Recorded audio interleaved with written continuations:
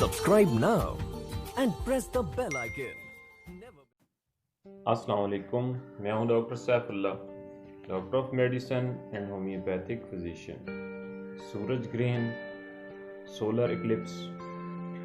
زمین پر سورج گرہن اس وقت نظر آتا ہے جب چاند دوران گردش سورج اور زمین کے درمیان میں آ جاتا ہے، جس کی وجہ سے سورج کا کچھ یا مکمل حصہ دکھائی دینا بند کر دیتا ہے۔ ایسی صورتحال میں چاند کا سایہ زمین پر پڑتا ہے۔ زمین سے سورج کا فاصلہ چاند سے تقریباً 400 گنا زیادہ ہے اور سورج کا محیط بھی چاند سے تقریباً 400 گنا زیادہ ہے۔ چاند زمین کے زیادہ نزدیک ہونے کی وجہ سے سورج کو چھپا لیتے ہیں۔ سورج گرہن ہر علاقے میں نہیں دیکھا جا سکتا۔ مکمل سورج گرہن ایک علاقہ میں تقریباً 370 سال کے بعد جو ہے وہ ہو سکتا ہے، اور مکمل سورج گرہن کا دورانیہ جو ہے وہ تقریباً 7 منٹ سے لے کر 7 منٹ 40 سیکنڈ تک ہوتا ہے۔ البتہ جزوی سورج گرہن جو ہوتے ہیں، سولر اکلپس جو ہوتے ہیں، وہ بعض اوقات سال میں کئی بار بھی ہو سکتے ہیں۔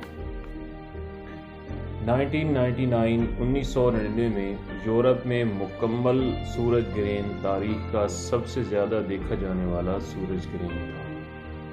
سورج گرہن کو قدیم و جدید تمام مذاہب میں خدا کی نشانیوں میں سے ایک نشانی سمجھا جاتا ہے، اور بعض مذاہب اس سے منحوس اور بعض کے نزدیک یہ خدا کے ناراض ہونے کی ایک نشانی ہے۔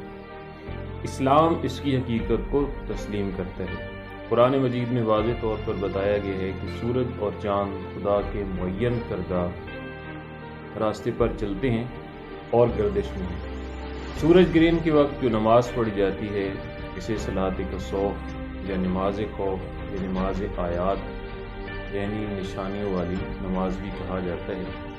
سورج گرہن کے حاملہ خواتین یا کسی کی صحت پر کیا اثرات پڑتے ہیں، یہ کچھ حقیقت نہیں سوائے تمام پرستی۔ البتہ سورج کی الٹرا وائلٹ شعاؤں کی وجہ سے انسانی آنکھوں پر جو ہے اس کے بہت برے اثرات مرتب ہو سکتے ہیں۔ اس کے علاوہ مزید معلومات کے لیے میرے channel happy life doctor Saif کا وزٹ کریں، لائک کریں، کمنٹس کریں۔